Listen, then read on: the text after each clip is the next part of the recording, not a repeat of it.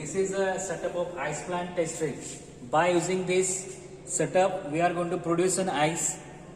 Okay, so the objective of this experiment is to produce an ice, find the capacity of the ice plant, find the performance of the system, and compare the actual and theoretical shape of the system. In previous experiments, we have seen the how to find the COP of the any reference system.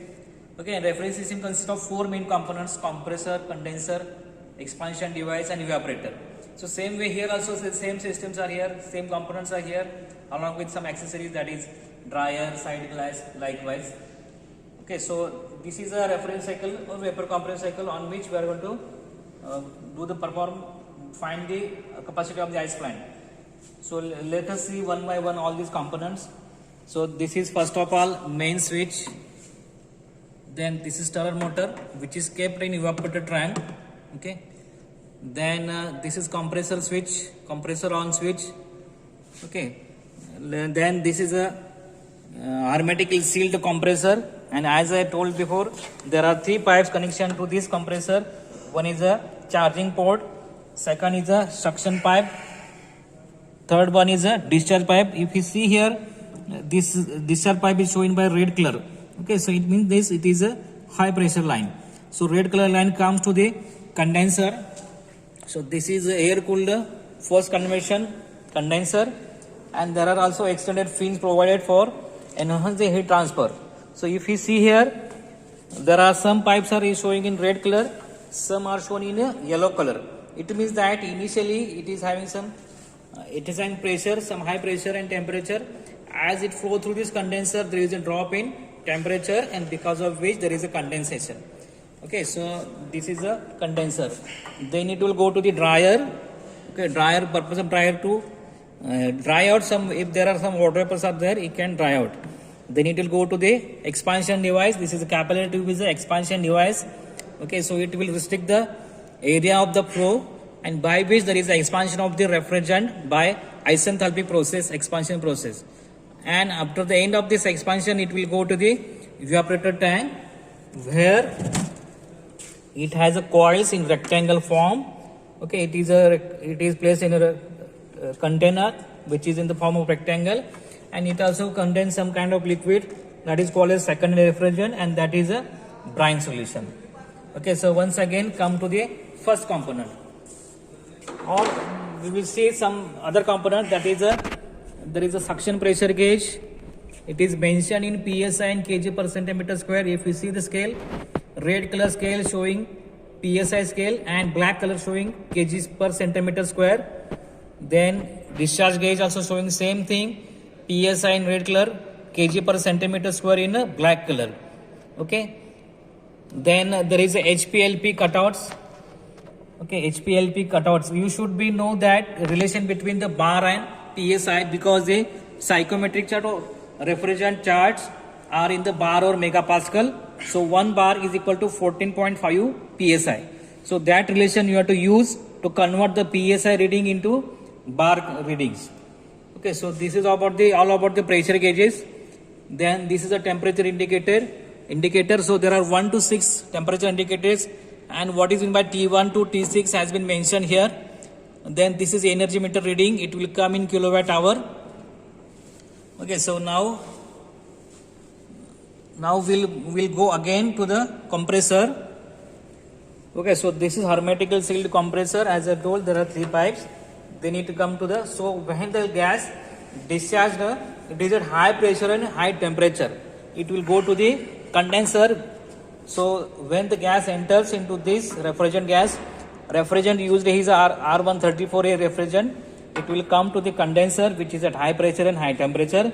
As it flow to these condenser tubes, some initial period there is a drop in temperature. Okay, and this will happen at constant pressure. So there is a drop in temperature, because of which there is a condensation of the refrigerant gas.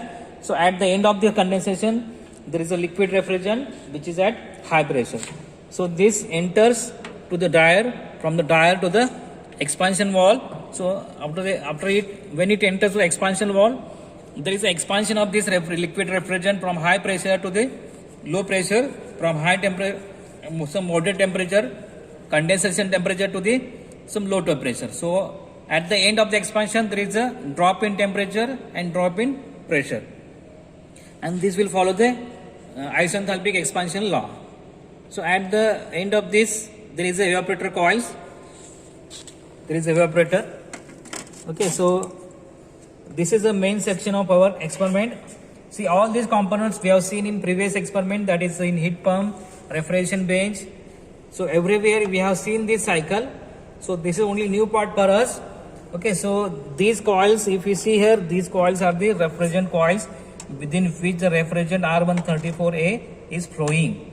Okay, and there is some kind of motor is placed here, which is in the immersed water. It is immersed in water. So purpose of the motor is to stir the liquid which is placed here.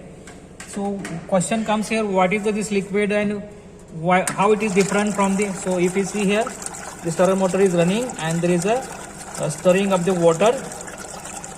Question comes here, what kind of this liquid is there? If there is a refrigerant flowing inside of the tube, then which kind of liquid is this one? It is secondary refrigerant. What is the purpose of refrigerant? Refrigerant has the function to carry heat from one fluid, one substance to the another substance. So same way here, heat of this brine solution is taken by this refrigerant coil, and here we are going to put some cans, okay, water cans. So brine solution will take heat of the brine solution take heat of the ice can. Okay, within the ice can there is a water we are going to keep. So what is this refrigerant, and if we use water here, then what will happen?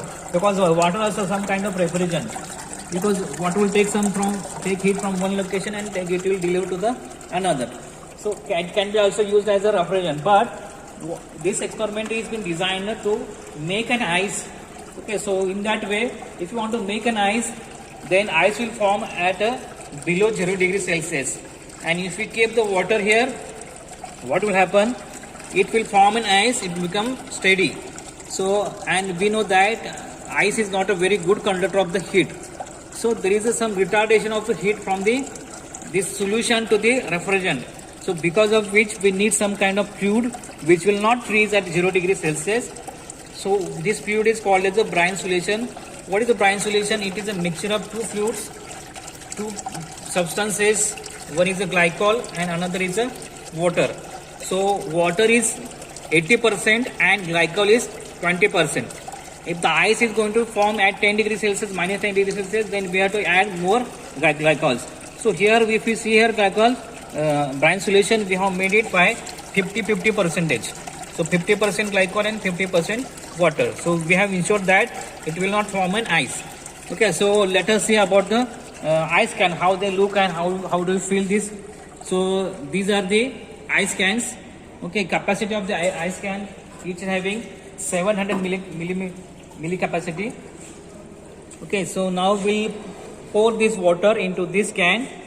Okay, it is measuring 700 milli. Okay, so now it will going to pour here.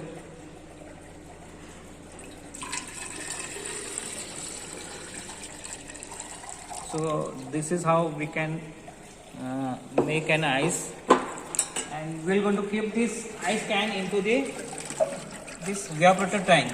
So likewise we'll keep this all the cans. Let us first of all measure the temperature of water. So it is measuring around, it is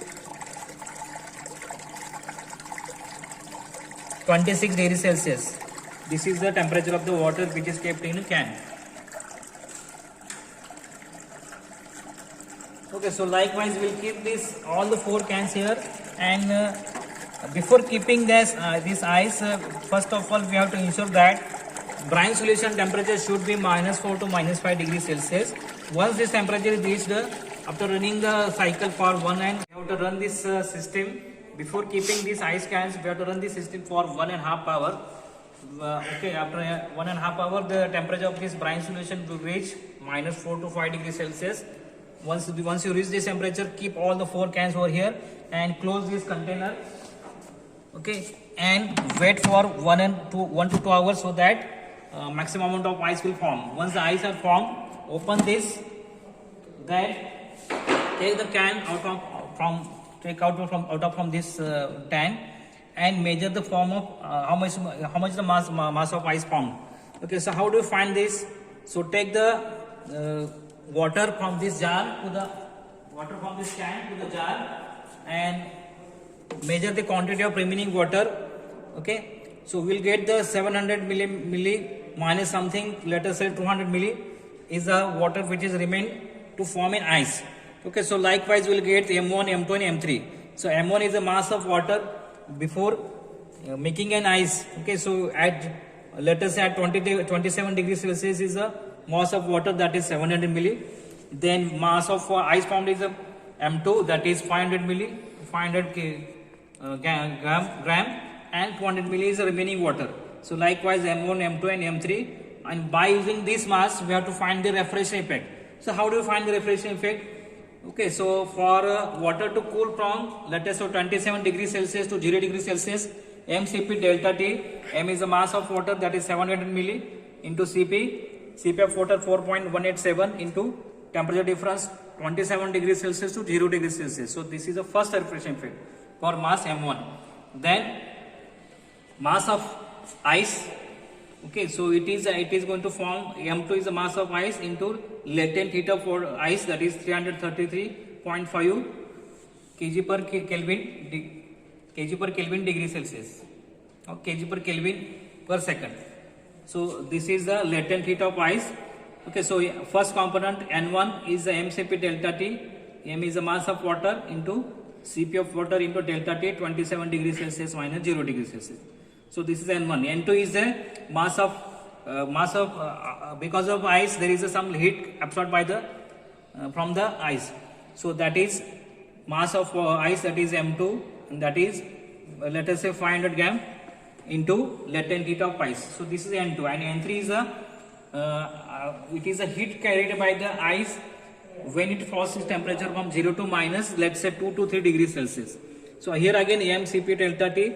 So this is N3 component, and the last component is the water which is remain here without making an ice, that is 200 milli.